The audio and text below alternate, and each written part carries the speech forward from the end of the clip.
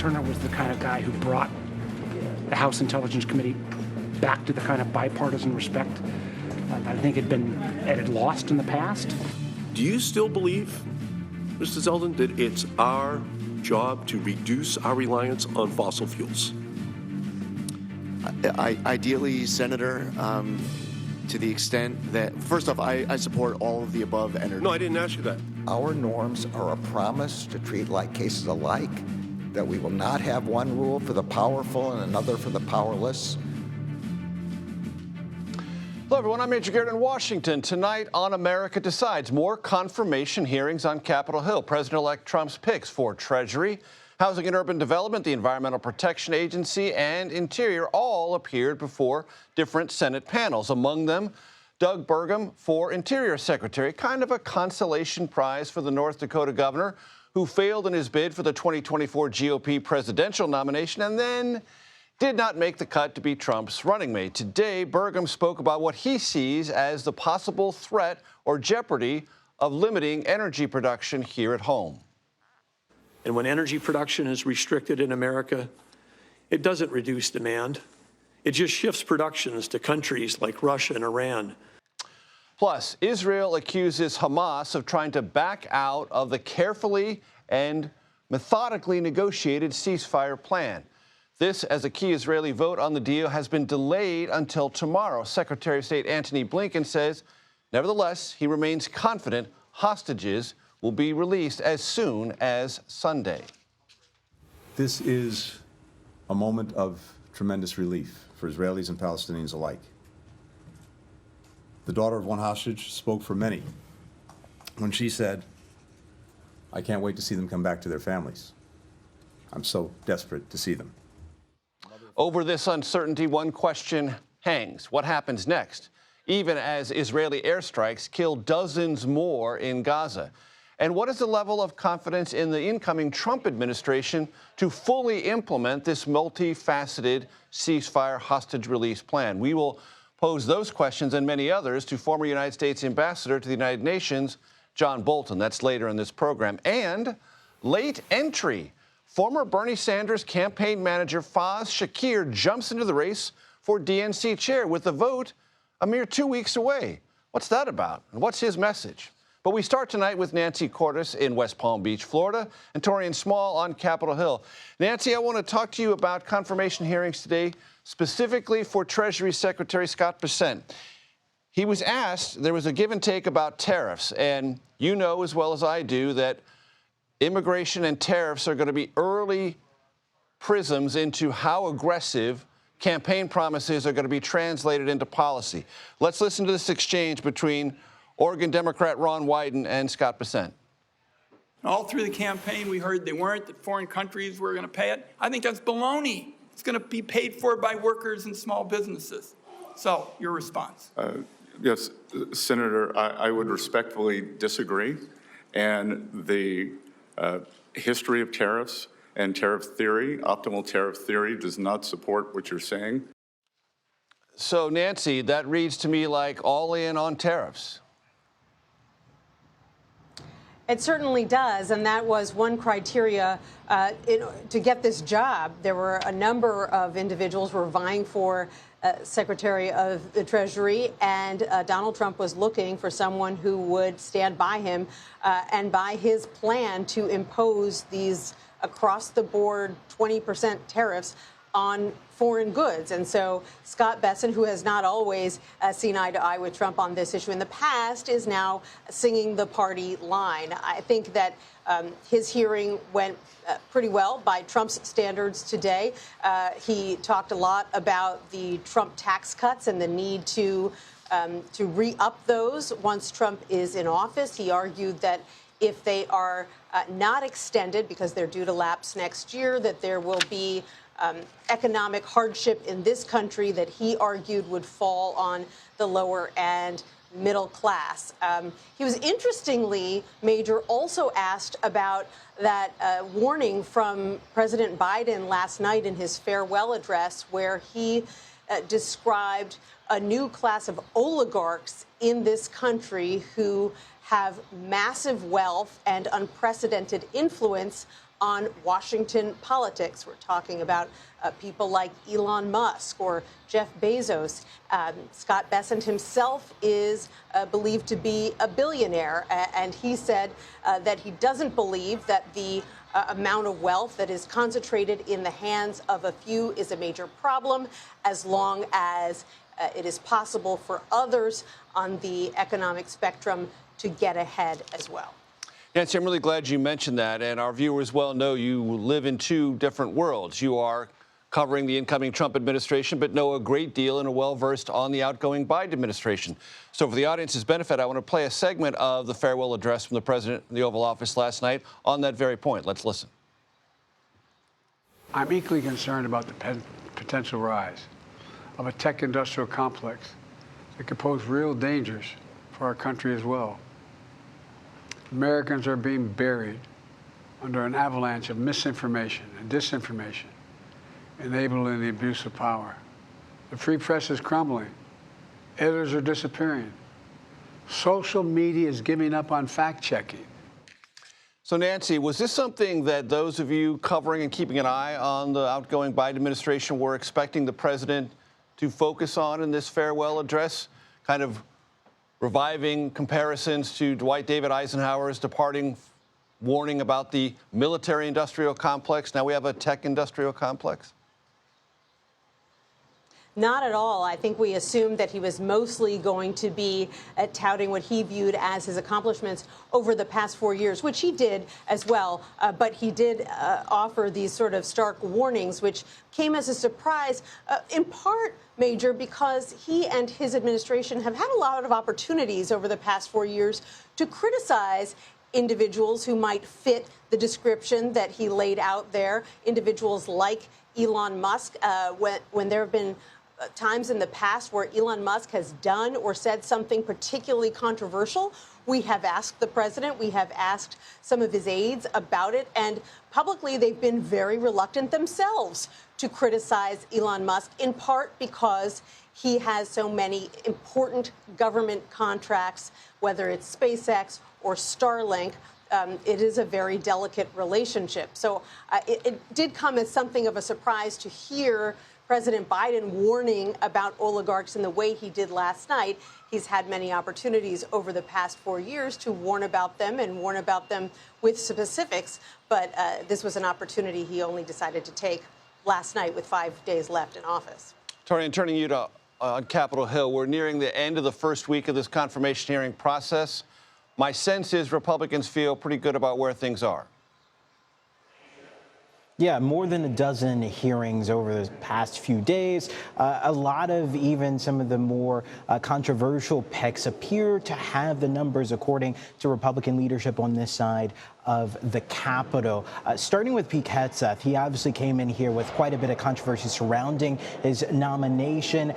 We saw during his confirmation hearing quite a few Democrats taking swipes at him, none more fiery than those lobbed by female senators. I remember Senator Warren asking him about his comments on the role of women in combat roles in the military. She asked him what has changed since his comments that he made on a podcast in early November to now, because he's been walking back quite a few of those comments. He was unable to answer. She answered for him, saying that it was just the fact that he was picked by Trump for this position. She said that doesn't inspire too much confidence by female members of the armed services. She believes that they probably believe that he'll revert back to his old thoughts on the matter. It's also Pam Bondi, who had quite a bit of a grilling on the Hill from Democrats. Even some of her biggest critics, though, like Dick Durbin, the ranking member on the Senate Judiciary Committee, after her hearing came out and said he thought that she handled herself well. In fact, we followed up with him this morning, a day after that hearing, and asked him again on his thoughts. He said he thought that she did outstandingly well, and he thinks that she has the votes there to ultimately get confirmed. Torian, I want to ask you, and then I want to ask Nancy the same question. The Inauguration Committee has put out the formal inauguration portrait of incoming President Trump. I want to put the two photos, Inauguration 2017 and Inauguration to come side by side so we can all take a look at the comparison. One smiling, the other scowling, sort of, I don't know, mugshot chic for the inauguration. Torian, that seems to reflect the politics of the moment. Yeah, I mean, just based off of the incoming administration, what a lot of Trump's loyalists have been saying, this is a more serious, perhaps more aggressive administration than what we've seen in the past. The through line here is restoring in their minds the integrity behind a lot of these departments, removing weaponization, but also projecting strength on the global level. Marco Rubio, who is in contention for Secretary of State, often mentioned that no longer will the U.S. be looked at as working for a global agenda. He said this isn't isolationism. It's about prioritizing American interests first, and in doing that by projecting strength on a global level. And Nancy, your take? I mean, we did show the vice president's portrait, which is basically out of any yearbook you'd find anywhere in America, but the presidential one, very striking. Right. You have that side-by-side of the two Trump portraits. It would be interesting to see a side-by-side of his new portrait and his mugshot from 2023, because there were so many people who instantly remarked today how similar his expression was in those two photos. I don't know if you call it a glower or a smolder. Either way, there was definitely a vibe. And even the Trump team pointed it out. They put out a statement about the new official portraits, and they said they go hard. So I think it's no accident that he's got that expression. It was something that he clearly wanted to portray a tough new President Trump about to take office. Potential caption, back off, expletive deleted. Nancy Cordes, Torian Small, thank you very much. The Israeli cabinet is set to vote on the ceasefire deal. That's going to happen tomorrow. There has been a delay. Next, we will talk the former UN Ambassador John Bolton about the contours of that deal and Israel's options with that and other matters in the Middle East. That's coming up next. You're watching America Decides.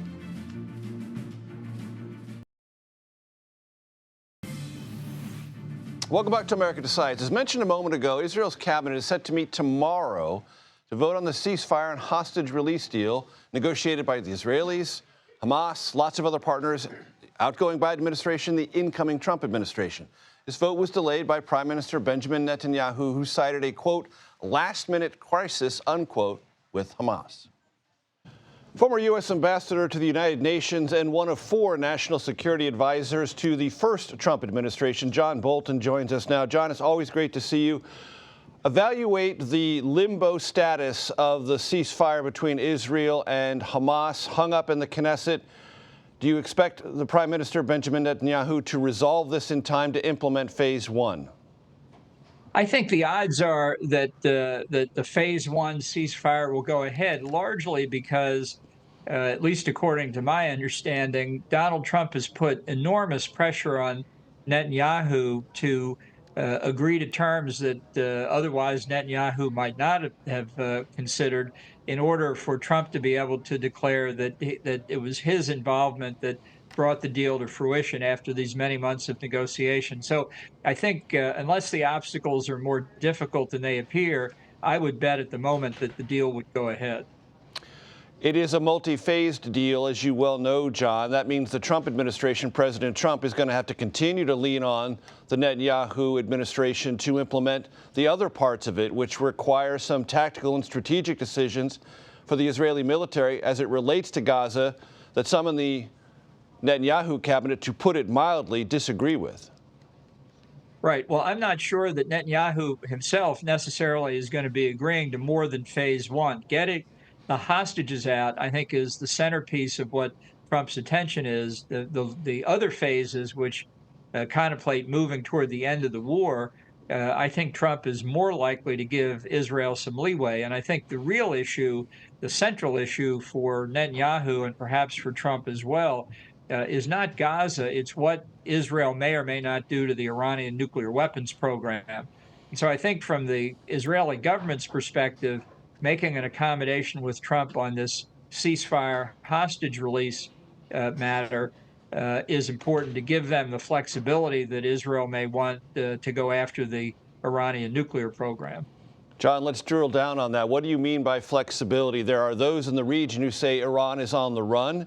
It has lost its proxy status through Hamas in Gaza. It has lost its proxy status through Hezbollah in Lebanon. The Houthis are not as powerful or not as harassing as they were 5 or 6 months ago. And if Iran is on the run, is this now time for Israel to do what it's always wanted to do, which is bring a finality to Iran's pursuit of nuclear weapons, even if that means kinetic warfare? I can't think of a better time for Israel. The very fact is, as you say, is that Iran is in the worst position it's been in probably since the Islamic Revolution of 1979. So if Israel really wants to go after the nuclear program, this is the time. Moreover, I think that it would add to what is already going on inside Iran. The regime is very unpopular, has been for many years because of economic conditions. After the fall of the Assad regime in Syria, and as you say, the severe damage done to the terrorist proxies, people in Iran at the highest levels, but really across the country, are engaged in a lot of finger pointing and recrimination. All this money, all these resources devoted to these external activities, not for the people of Iran. I think the regime is in deep trouble, and I don't think, honestly, there can possibly be sustained security and peace in the region until that regime goes. And I think that's on Israel's mind, too. Do you think incoming Trump wants to upend the Iranian regime as we know it? Well, he said immediately after the election that regime change was not his goal. But the end of the nuclear program was certainly the reason we reimposed sanctions after getting out of the 2015 nuclear deal. And I think the only long-term answer here, as I say, is replace that regime in Tehran. And it may be out of our control in any event. I do think the people of Iran are largely against the regime. If the supreme leader were to die and he's 85 years old and not well, they've only had 2 supreme leaders. There's no clear path to a successor. That the circumstances are such that what looks like a very imposing regime on the outside really could collapse very quickly, not unlike what happened to Assad in Syria. One more question on Iran, John, because I know you think and have thought a lot about it. It's pretty clear the Israeli military, if it had kinetic warfare goals to eliminate the Iran nuclear program, would need help from the United States, would need air assets from the United States. That means President Trump would have to agree to partner with Israel on this particular endeavor. Could that happen in the first year of the second Trump administration, and what effect would that have in the region? Well, I think it's unlikely Trump would have the U.S. participate directly. I would argue for that. I don't think that's what Trump is going to do. But I think that Israel's capabilities really are pretty extensive. And while there are some targets that they couldn't finish off the way we could, they could do substantial damage, closing, for example, at the Fordo enrichment site, which is deeply buried in a mountain, closing the entrance shafts and the air shafts, which would preclude enriching uranium. It's not a perfect answer, but I think Iran's air defenses have now been reduced really to fairly primitive devices. I think Israel would have freedom in the skies, and I think, as I say, they're not going to get a better opportunity. Mike Turner is not a household name in our country, John, but you know him. He is the outgoing now chair of the House Intelligence Committee, replaced by Speaker Mike Johnson. Do you think there is anything worrisome about that development? I think it's very worrisome. We don't know the exact circumstances, but Turner was a supporter of assistance to Ukraine. He spoke out against Trump's conduct during the classified documents investigation, what it meant for any former official, including a former president, to take these masses of classified documents and then refuse to give them back.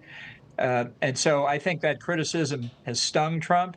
I think it's entirely possible he asked Speaker Mike Johnson to remove Mike Turner. And I'm sad to say, after what I think had been a pretty good performance as Speaker by Mike Johnson under very difficult circumstances, to bend the knee to Trump on this is a big mistake.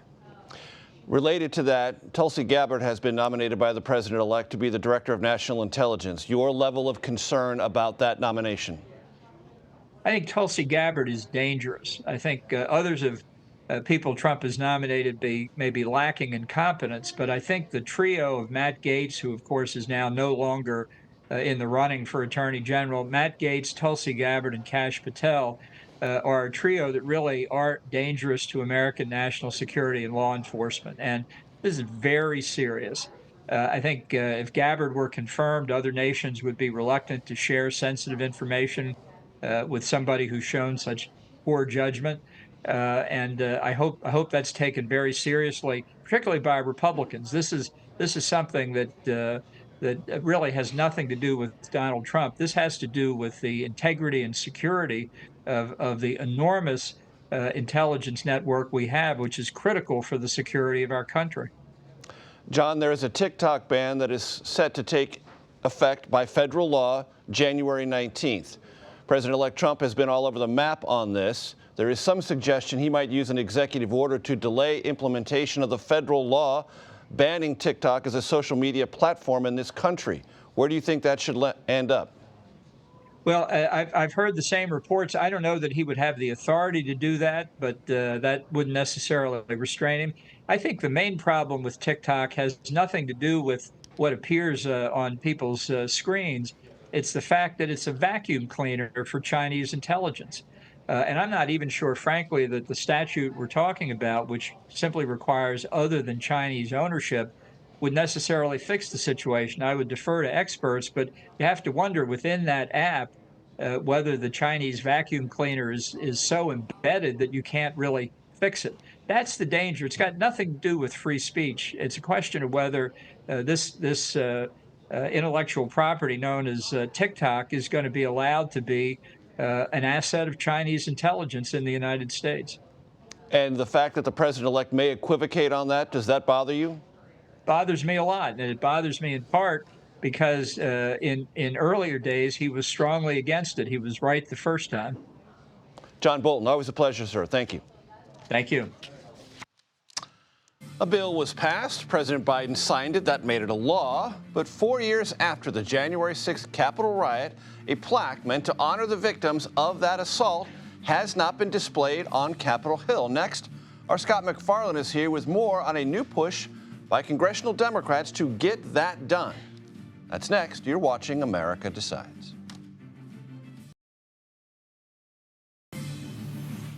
Welcome back to America Decides. Thanks for staying with us. As the confirmation hearing for his likely successor, Pam Bondi, continued today on Capitol Hill, Attorney General Merrick Garland used his farewell remarks to talk about not only his role within the Justice Department, but that of those career personnel within it.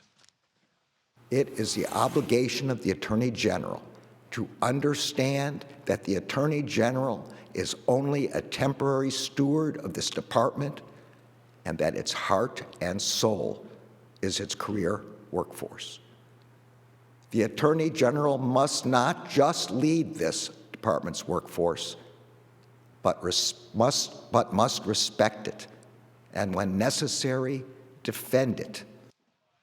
Scott McFarland joins us now. Scott, as buffeted as any Attorney General of recent memory has been by criticism, political wins, scrutiny of decisions made by the Justice Department, scrutiny of decisions not rapidly enough made by the Justice Department, how would you summarize, if you could, Merrick Garland's legacy? I was in the room for Merrick Garland's farewell speech. The FBI director, the outgoing, right next to him.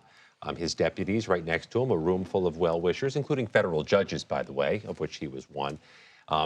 There was this needle he threaded in the worst possible way at times, where he was getting criticism from Trump and his allies, and then criticism from Trump's opponents for not more aggressively and more punctually getting a special counsel appointed to prosecute Donald Trump.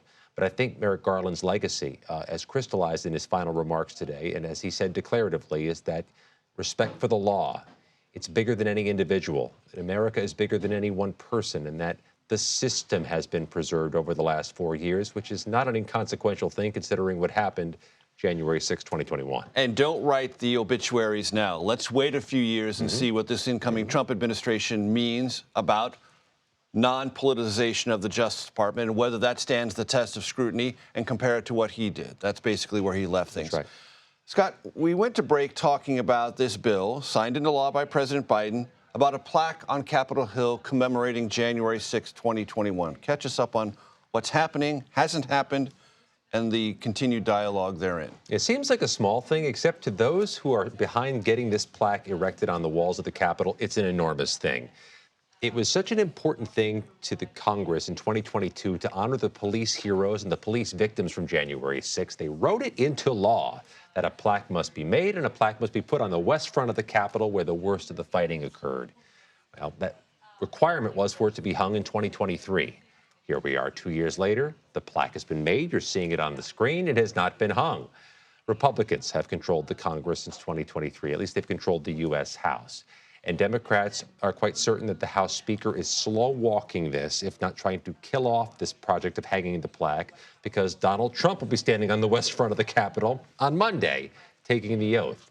Brought my questions to the House Speaker today, said, is this thing ever going to get hung? He's been asked this question several times over the past week, and he says, I haven't looked into that yet. No indication, no timetable. It has been made. It is truly The very sitting description in the of slow walking. I think that's right. And let's just cut to the chase. I mean, Democrats think that there's a declarative answer he can give. We're going to do it on this day, we're going to do it on this week, or we're not going to do it at all, even though it's mandated by law. And to be clear, ladies and gentlemen, this has no names on it. It has the various representative agencies that were called in or called upon. The two at the top are Capitol Police, Metropolitan Police, and then lots of others. It's agency names. We're not talking about one person or another. It's just everyone who came in when the call for help came not just from Democrats, but from Republicans to save the Capitol. Not only does it not have the names of individual officers, but only the police departments that helped. Some police officers are happy they're not named because police officers will be menaced, harassed, and threatened for their roles, even if they were injured on January 6th. If we have a moment, I want to hear from Benny Thompson. He chaired the House January 6th Select Committee. He had some thoughts on this plaque dispute. Well, it's the politics of where we are. Those same individuals who are opposing it are the ones always talking about back in the blue and supporting law enforcement and all that. We lost lives. Members of the Capitol Police had to retire because of injuries received. And I just think it's so unfortunate that the delay of putting that plaque is where it is, because that's not who we are as a country. Major, another House Democrat told me this will likely not happen until Democrats have control of the House again in 2, 4, however many years. However many years. Scott McFarlane, always a pleasure, sir. Thank you. Governor, I want you to know I will not let you down. I will not let the citizens of Florida down, and I will not let my country down. Florida Attorney General Ashley Moody is named as Senator Marco Rubio's replacement in the United States Senate. Our reporter panel will weigh in on that choice and lots more. That's next. You're watching America Decides.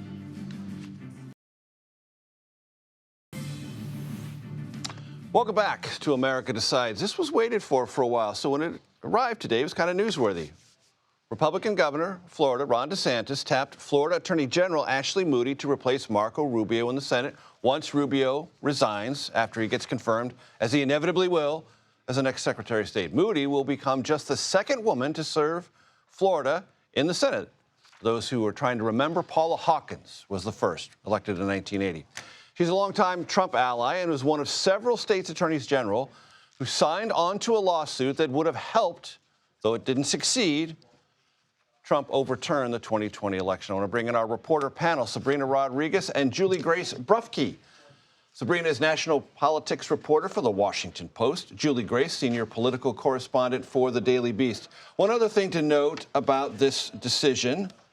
So Ashley Moody did something that we often overlook or say doesn't really matter, but in this case I think did. She was the only member of the Florida hierarchy of Republicans to endorse DeSantis' run for president. Those things get remembered and they can come back around. Sabrina? Absolutely. I mean, she is in a very unique position. I think this was DeSantis' way of sort of having it both ways. where he got to pick, make a pick of someone who is his ally as well as Donald Trump's. I think it was very key from the second that Marco Rubio was tapped for this position that there was going to be very aggressive lobbying for who would be the senator. There was discussion about whether that could be Trump's daughter-in-law, Laura Trump. She ultimately, withdrew. There's this conversation about why that happened and whether it was partially that DeSantis was not going to make that call. Reading the writing on the wall. Recognizing that wasn't going to happen. But this is sort of that happy medium for DeSantis where he gets to, be in good graces with Trump world, which is something he's been striving to do since the primary run, while also having someone that's in his corner going into the Senate. Julie Grace, you had some really interesting reporting on Mike Turner. We talked to John Bolton about this. Like I said, he's not a household name in America, but he occupies a significant role in the House of Representatives, the chair, until very recently, of the Intelligence Committee. No longer the chair, ousted by the Speaker, which the Speaker is empowered to do, but your reporting tells us there's something deeper and not necessarily darker, but just structurally, politically relevant about it. Absolutely. So I caught a lot of Intel members off guard and a lot of members of the Ohio delegation off guard who didn't really get a heads up on that. But there's definitely some moderate outrage over that. But Mike Johnson, Mike Turner kind of emerged in the room, talked to some Intel members and said that Mike Johnson cited Trump as part of his reason for removing him. Even though everyone denies that. So Johnson came out and denied that. But sources kind of in that orbit have suggested that that was a factor. And what would have been the problem with Mike Turner continuing? Is he too independent, too Ukraine-oriented? What? So he's a big proponent of Ukraine, and a lot of conservatives really took issue last February when he put out a statement calling for Biden to release some classified information on an issue that he called a national emergency, where after the briefing, members were saying that it wasn't urgent, which kind of caused an issue, not just even with some of his allies, which was kind of a problem. There were a lot of calls for him to step down, and a lot of the Freedom Caucus members kind of take issue with his stance on FISA. So there was kind of a push for Johnson to remove him before, but it definitely caught even some members of leadership off guard with that decision kind of sprung on them there. And we got a new name today. So Rick Crawford, he's the most another non-household name, ladies and gentlemen. So he's definitely more aligned with Trump. He voted against Ukraine funding, and a lot of so the members on the committee seem satisfied with that. But I've talked to some people that kind of worry that Mike Turner, it's with these small margins, it could kind of incentivize him to potentially leave Congress early. I haven't spoken to Mike Turner about that, but a lot of members have their eye on that, or potentially have less loyalty to Johnson on voting for the GOP agenda. So kind of how he navigates this after kind of getting slighted and having his gavel stripped there is going to be interesting to watch. Sabrina, Julie Grace just mentioned the small margins. It is something we will always talk about in the House of Representatives, not because we're trying to be repetitive, but because it really matters. What gets done or doesn't get done will depend on how these small margins function as a team. This could create another upset, whether it ripples through a retirement earlier than expected, or just makes moderates feel like they're not being heard. Oh, no, there's no question that heading into Trump's inauguration, that is going to be the challenge. And of course, we're going to see plenty of threats launched on social media to make sure that everyone gets in line when Trump wants to see something get done. But when we're talking about margins this small, again, there's going to be a few people who are very powerful, either direction ideologically, that can really try and steer this and derail a lot of legislation. And of course, for the American public, there's already this perception that Congress doesn't get much done and a question around what is Washington getting done. It's going to be very difficult and a huge challenge for Trump and incumbent on him to try and find a way to push things through quickly because he promised to make swift change. Sabrina Rodriguez, Julie Grace Brubke, thank you very much for your time. I appreciate it. Shake-up in the race to lead the DNC, or possibly a shake-up there. Bernie Sanders, former campaign manager, jumps into the fray kind of late, but we'll talk to him about why it's so late and what he sees missing in the dialogue about the next DNC chair to date. That's next. You're watching America Decides.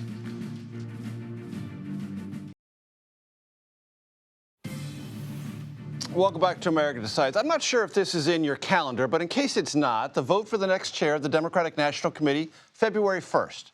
Former Bernie Sanders campaign manager Faz Shakir is the latest candidate to enter the race, and he joins us now. So, Faz, it's great to see you. Do you have the 40 signatures necessary to even qualify for the remaining forums to be held to decide the DNC leadership? Sitting on that news, Major. Okay, here we go. Sit on that news. Here we go. It's so I got a team very, very close. Very how close, numerically?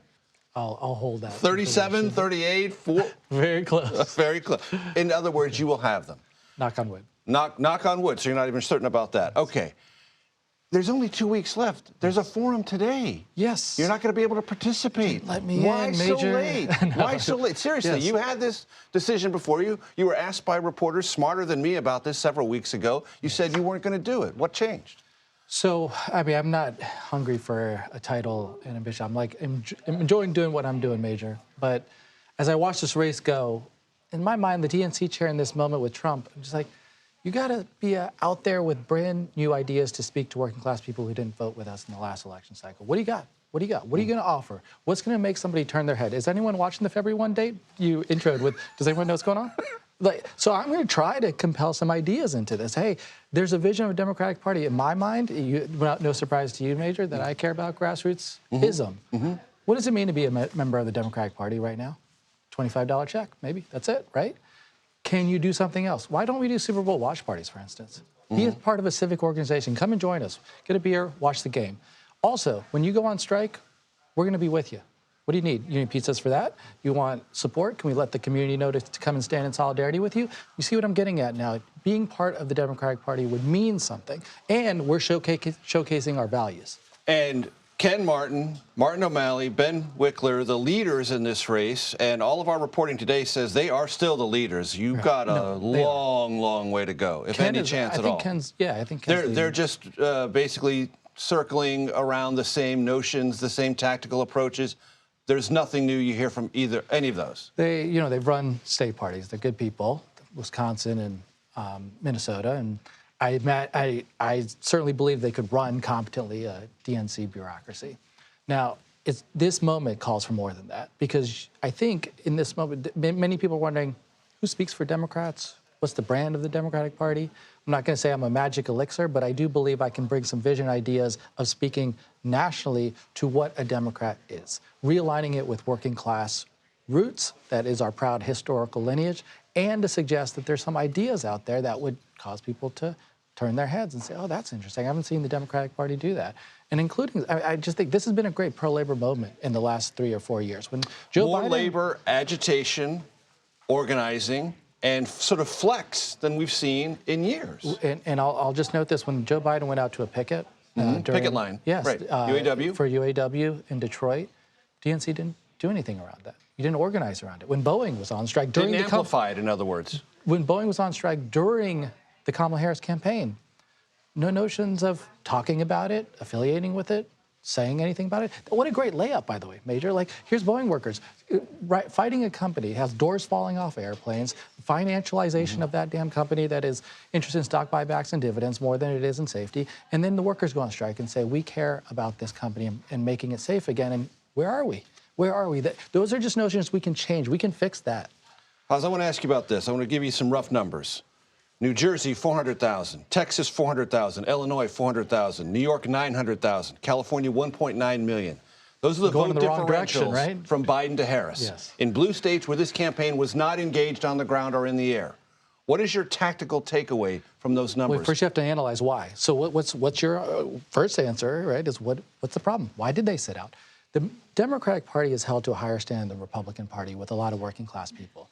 And there's a reason for that. They think that it is the Democratic Party's job to stand with our economic livelihoods. They hold us to that standard. Say, hey, when my necks are on the line, I expect you to fight for us. And scream. And when you don't, I penalize you. So when you look at some of those numbers that you just mentioned, it's a drop-off of people saying, I'm upset. I don't see you sticking your necks out in friction with the people who are hurting me, whether they are Amazon or Mark Zuckerberg or Jeff Bezos.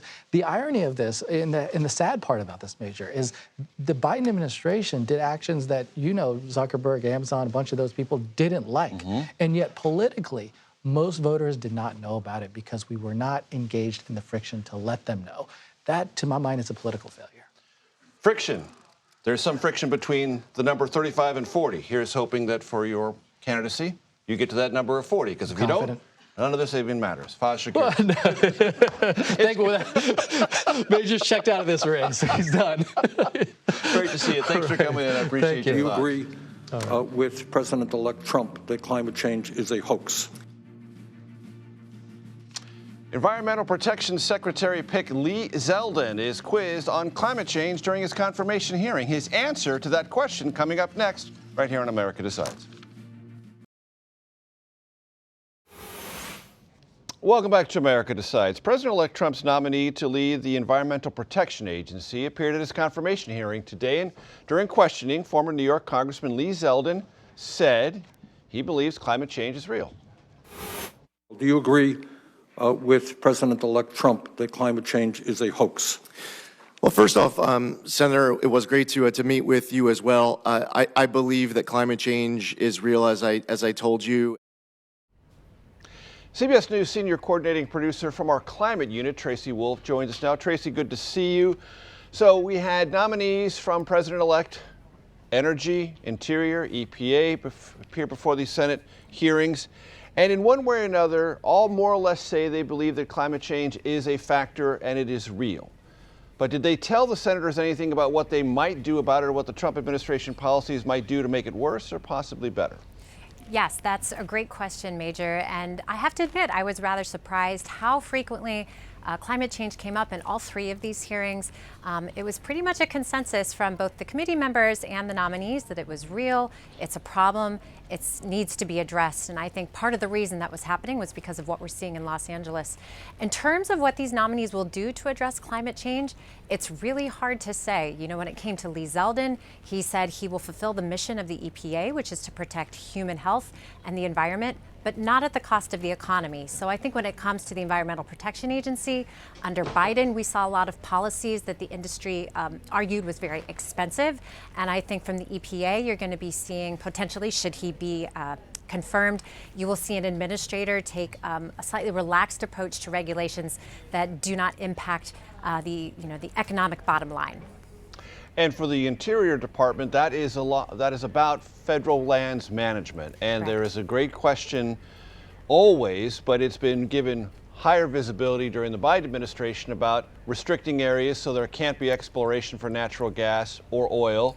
The Trump administration is probably going to reevaluate that, to put it mildly, might expedite that kind of exploration for natural gas and oil.